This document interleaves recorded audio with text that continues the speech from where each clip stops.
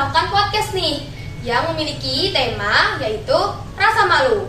Nah, kita juga punya tagline nih, yaitu jangan malu berbuat kebaikan, tetapi malulah ketika berbuat keburukan.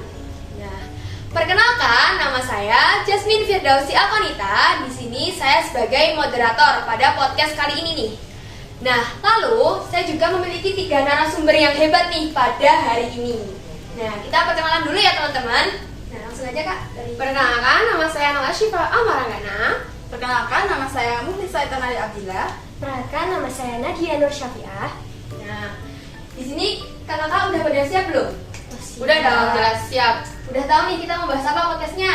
Udah, tentang rasa malu. Ya, betul. Oke, langsung aja ya Kak ya. Ya, Kalau dari kalian nih, rasa malu itu apa sih? Rasa malu itu apa? Kalau menurutku itu, rasa malu itu perasaan yang timbul dari seseorang ketika melakukan kesalahan atau ketika nggak percaya diri atau misal rasa nggak nyaman gitu. Gitu sih. kalau menurut aku juga setuju sama Lisa. Itu rasa malu itu tuh rasa yang muncul ketika kita tuh nggak nyaman. Nggak nyaman ngelakuin sesuatu. Kalau orang-orang mungkin ada yang nggak nyaman ngelakuin hal baik, nggak nyaman ngelakuin hal buruk. Nah itu macam-macam gitu. Kalau dari aku sih hampir sama punya Nala dan Lisa. Itu rasa yang timbul karena rasa tidak nyaman yang timbul ketika kita melakukan satu hal, mungkin yang hal memalukan. Kalau menurut kalian, rasa malu itu penting nggak sih? Penting Penting banget. banget. Penting banget. Tergantung sikon juga kan. Iya, benar. Tergantung kondisi juga. Tergantung kalau kondisinya itu di waktu yang baik atau di waktu yang buruk, Iya. di waktu yang tepat atau di waktu yang salah. Gitu. Itu ada dalilnya nggak Kak tentang rasa malu? Ada. Ada. Iya, salah satunya itu hadis dari Rasulullah SAW yang artinya itu malu adalah sebagian dari iman. Masya Allah. Nah, selain itu juga ada satu hadis lagi. Itu hadis yang waktu kita pelajarin pas pesantren. Waktu pesantren itu kita pelajari hadis yang artinya tuh gini, langsung intinya itu gini. Jika kamu tidak malu, maka berbuatlah sekehendak hatimu. Nah itu hadis dari Rasulullah. Insya Allah. Berarti itu rasa malu tuh udah ada dari zaman Rasulullah ya Kak? Iya dong, dari dari zaman zaman aja iya, enggak lah. dari lama ada dari zaman Nabi pertama juga ada. Insya Allah. Iya benar-benar. Nah, di sini aku punya kasus nih buat kalian. Kalian ingat gak sih di sekolah kita tuh ada salah satu siswa yang sampai sekarang tuh belum diketahui ya siapa orangnya yang ngelakuin perbuatan. Jadi ada satu siswa dia itu membuang snack di tempat sampah. Ingat gak? Ingat. Aku nggak sih kalau nggak salah. Iya, itu. Aku lupa sih harinya. Nah, dia tuh buang snack di tempat sampah. Ya, Ternyata masih ada snacknya kan? Iya masih. Iya. Satu sekolah tuh dipanggil jadiin satu terus kita dihukum. Masih ingat? Nah, itu pendapat kalian gimana? Udah dia makan, nggak habis dibuang ke sampah, terus nggak mengakui kesalahannya, terus jadi teman-temannya kan dihukum juga ya? Itu gimana pendapat dari kalian? Menurut aku sih kalau aku jadi dia sih pasti malu banget sih. Iya, malu Karena itu banget kan yang ngelakuin kesalahan tuh aku. Yang jadi tuh sedangkan yang dapat imbasnya tuh teman-teman juga. Jadi kayak selain aku tuh teman-teman juga dapat imbasnya, padahal itu kesalahan yang ngelakuin aku. Kalau aku sih malu banget sih. Iya. Dan harusnya dia tuh punya rasa sungkan. Rasa sungkan itu berarti dia tuh kayak punya malu gitu loh buat ngakuin kesalahannya dia. Tapi sampai sekarang nggak ngakuin kan gitu. Iya. Jadi rasa malunya itu kurang gitu pas ngakuin kesalahan itu. Ya harusnya dia tuh punya malu saat melakukan kesalahan, tapi nggak malu saat mengakui kesalahan. Iya, benar ya, gitu.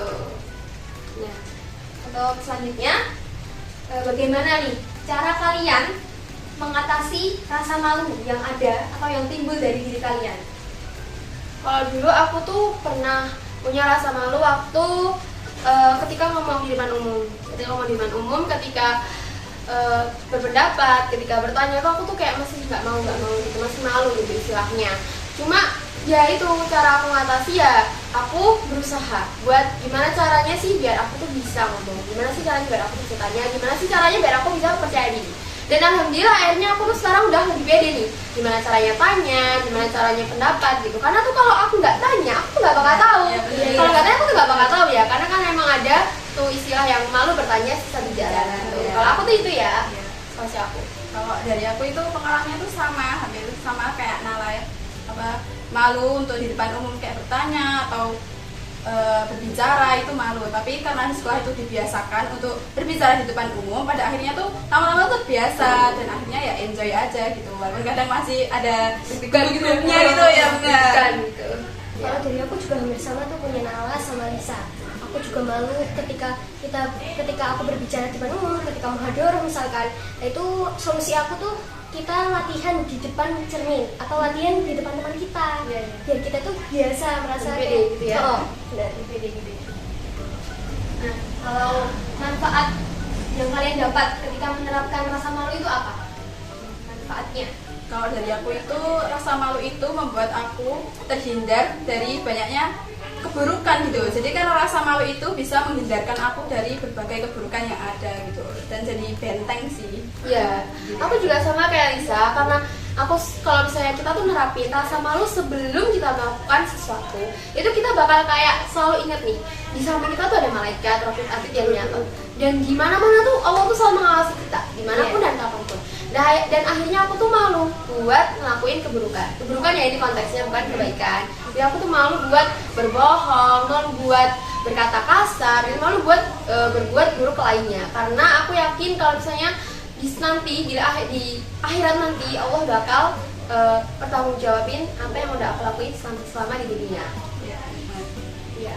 Kalau punya aku juga sama, hampir kayak punya Lisa sama Nala juga kayak lebih menjadi membuat kita tuh menghindar buat ngelakuin hal-hal buruk. Ya. Oke, dari jawaban kalian yang udah kalian jawab, ini kan kalian udah menjawab nih pengertian, dalil, terus ada kasus juga sama manfaat yang udah kalian jawab nih. Nah, itu dapat disimpulkan bahwa sebenarnya rasa malu itu boleh, tapi di waktu yang pas. Iya, Nah, itu kita jangan malu ketika buat tadi berbicara di depan umum, kita menyampaikan pendapat. Iya. Nah, tapi kita nggak malu buat misalnya nih ngomong kasar. Nah, itu kan nggak boleh banget ya kak ya. Iya. Nah, terus satu lagi nih, jangan takut dijudge oleh orang lain karena kita melakukan kebaikan. Jadi tetaplah berbuat kebaikan, asalkan kalau menurut kita baik, itu kita tetap ngelakuin aja. Jangan takut untuk diomongin orang lain. Seperti itu kak. Ya, jangan takut dijudge sama orang lain, tapi Iya. takutlah dijudge sama Allah. Allah, Ya. Masya Allah. Masya Ya, Allah. benar-benar. Ya, Masya Allah. Oke. Oke. Nah, jadi seperti itu ya teman-teman podcast pada hari ini.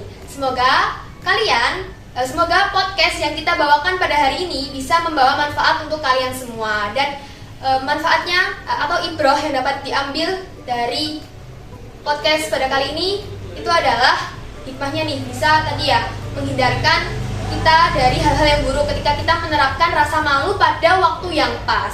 Nah, seperti itu. Sampai jumpa di podcast selanjutnya. Goodbye. Bye.